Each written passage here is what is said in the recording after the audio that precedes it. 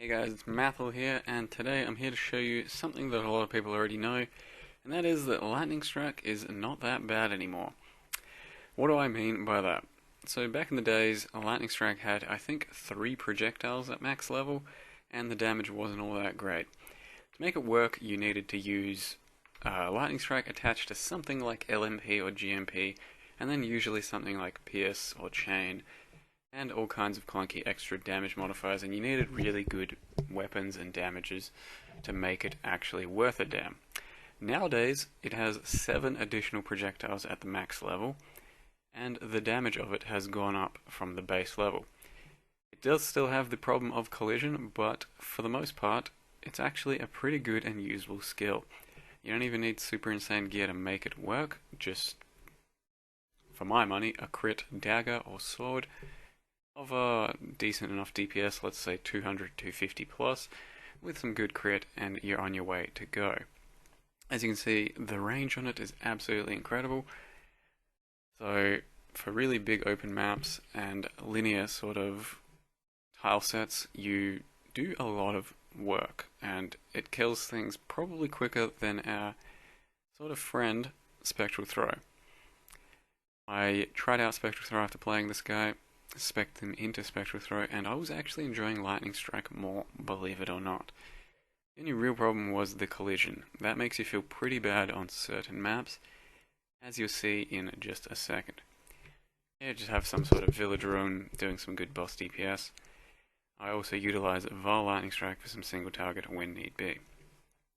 So this is the exact type of map I'm talking about, where Lightning Strike just kinda feels like it should feel better. The collision that you have with the projectiles is quite frustrating in that it really doesn't go around or like through anything. So even the smallest pebbles, just standing next to a rock, it's going to ruin your day completely. So volcanoes, for example, are something you learn to fear and not run anywhere near as much as other maps. Other maps include pretty much any indoor maps like Crematorium. That's not too much fun. Necropolis, yeah. So the thing about most of those maps is they have like chests and sarcophaguses and stuff like that throughout the rooms, and that also includes a lot of shitty collision. So sticking to the outdoor maps makes Lightning Strike feel really good and really solid. But regardless of that, I did get this character to level 91 without feeling too bad playing Lightning Strike. I could still recommend it as a skill for sure. It was a lot of fun, even with the extremely useless collision.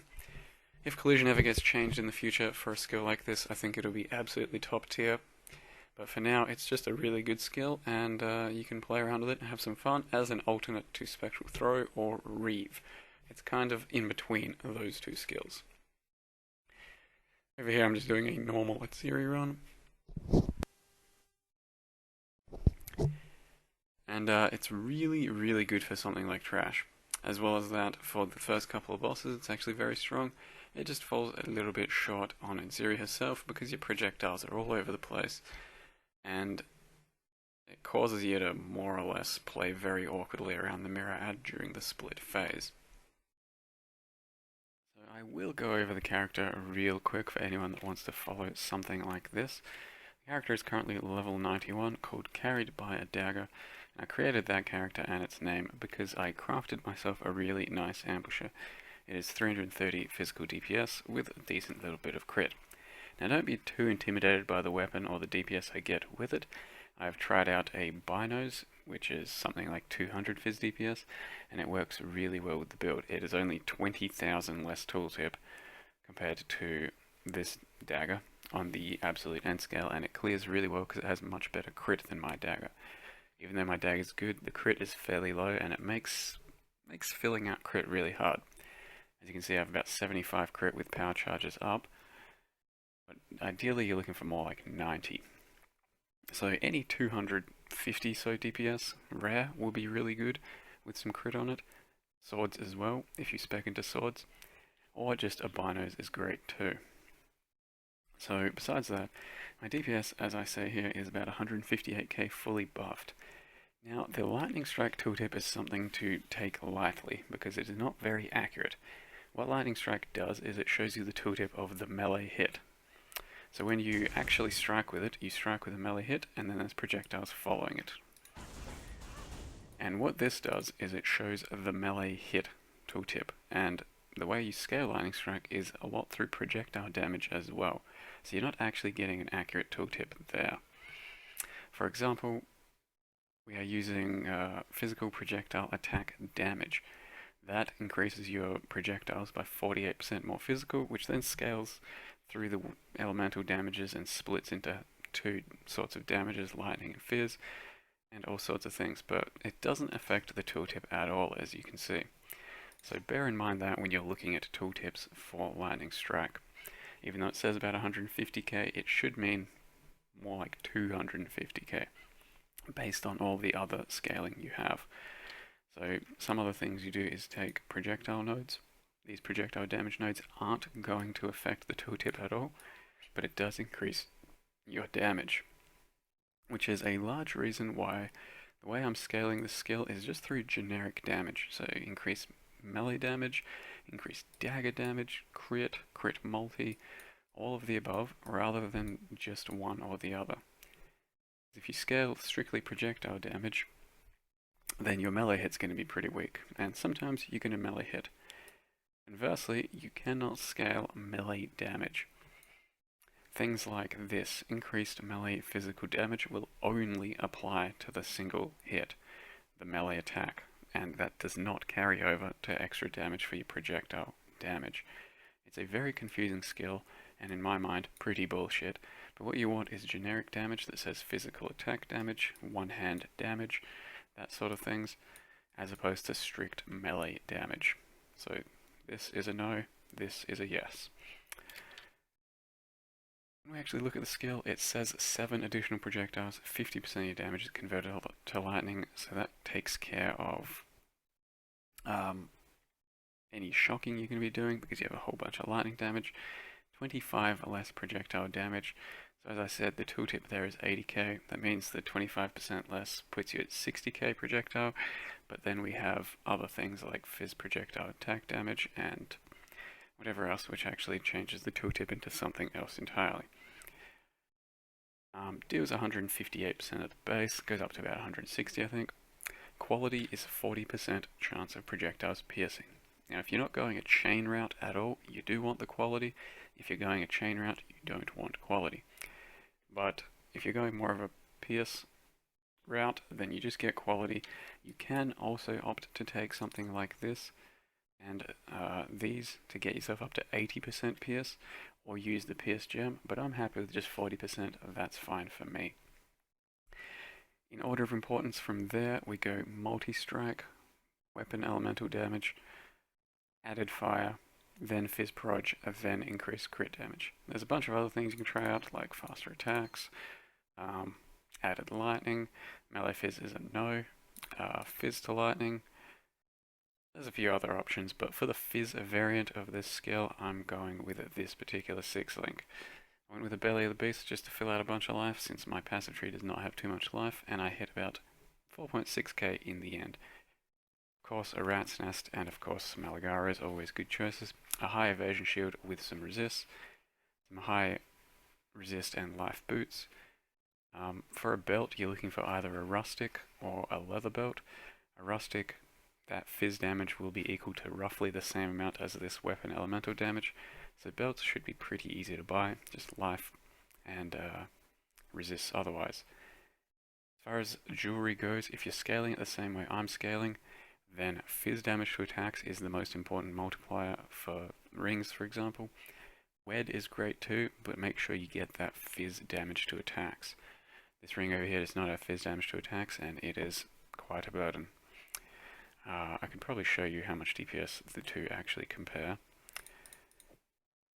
77k, so that's 3,000 less DPS, and that is 9,000 less DPS. Of course, that also has a little bit of crit and wed as well, but we're comparing 10 wed and 5 to 10 fizz with 28 crit versus 23. So make sure you get some fizz. Some accuracy is not too bad as well, but not entirely necessary. You get a lot from the tree. As you can see, I'm at 91% accuracy, so that's just fine. And crit multi, as always, really good on a neck. Try and get crit wherever you can. For example, diamond rings, bit of crit there's good too. Some wed there, doesn't go astray either. But wed for the fizz variant actually isn't all that good. Over here we have Hatred and Herald of Ice. Hatred does an absolutely insane amount of damage for the skill. Click it off, and there you go, 20,000 cold damage. And Herald of Ice is my choice for Curse on Hit Assassin's Mark. So that's how I keep up power charges. Beyond that we have Whirling Blades attached to faster attacks, Blood Magic and Fortify. Gives you a very fast whirl and also gives you Fortify, as well as being on Blood Magic so that you don't have to worry about mana while using it. My Lightning Strike setup for Val Lightning Strike is Weapon Elemental Damage, Multi-Strike, and ideally you have Melee Fizz over here in place of faster attacks, but I couldn't be bothered recoloring my Rat's Nest, so this is what I've left it at. Going for a more permanent setup, you'd probably put this up here and get 3 reds on your Malagaras, or up here even. It should be pretty easy to work around, but Melee Fizz, Multi-Strike, and Weapon Elemental Damage is what you're looking for your Val Lightning Strike. Your Val Haste should be attached to an increased duration. You can also get, say, a Val Grace over here. I'm just running Herald of Ash over here. For certain maps, I'll turn on my Herald of Ash, which is also a good DPS boost, but for me, worth less than Herald of Ice because of the Curse on Hit property. Blood Rage, you'll be keeping that up just to get your frenzies up, as well as the Leech. That helps out a lot too. And Summon Ice Golem is, of course, your Golem. Xeri's Flask gives you a bunch of chaos damage. Boom, lots of chaos, bit of extra leech. Taste of Hate, absolutely amazing for much more damage as well as a defensive buff. For birds like this though, it does an insane amount of damage. Boom, shitload more cold. Lets you reliably freeze things like porcupines. As well as that, it's pretty good for defenses. Ruby, Topaz, and an instant life flask. As far as the passive tree goes, we start out as a ranger. You can be a duelist as well, and that's pretty much your choices for the way I've built it. Going through some fizz and shield nodes here, some general fizz nodes here. Get most of the frenzies on the tree, actually all of them. Down here you make sure you get the duelist leech because that applies to all of your leech, not just your fizz. This is an extra 2% leech for all of your damage, and that lets you fill up your life bar almost immediately anytime you hit something because of Val Pact. The way we are sustaining our mana is 0.8% mana leech as you go through here. So that sustains mana quite nicely because the skill itself is fairly cheap, and Multi-Strike lets you fire off 3 attacks every single time you're actually using your 28 mana. So mana's pretty comfortable in this build. Right over there. As far as jewels go, something like this is pretty much perfect. Life, melee damage with physical damage with one-hand melee weapons, and damage. Another example is life, physical damage, and projectile damage. Yet another example, projectile damage, fizz damage with daggers. And this one's pretty crap, but still another example of a jewel you're looking for. Beyond that, we do take Acro for extra bit of defense. Dagger nodes. All these dagger nodes. All these dagger nodes. And a few extra little fizz nodes. If you're going to go a sword variant, you just path down here somewhere and grab all of this sword goodness. But that will make you fairly low on crit, I imagine. You can check out my defenses tab. Capture resists have 41% chance to evade and 30% chance to dodge, as well as a little bit of block somewhere, 20%. So we're kind of tanky, but not all that tanky. Most of your survivability will come from trying to build a higher life pool and leeching instantly off of anything you hit. That's basically it for this character. A Lightning Strike, I reckon you should get around it. It's actually pretty enjoyable, and you can definitely have a lot of fun with this skill, at least until you come across too many maps that you don't want to run because of collision. This build can be turned into Spectral Throw or Reeve or pretty much any other melee slash ranged skill with daggers. That's up to you entirely. I won't post trees for that just yet, but I will link this one. So that's Lightning Strike, guys. Hope you have a go, have some fun with it, and I'll see you guys next time.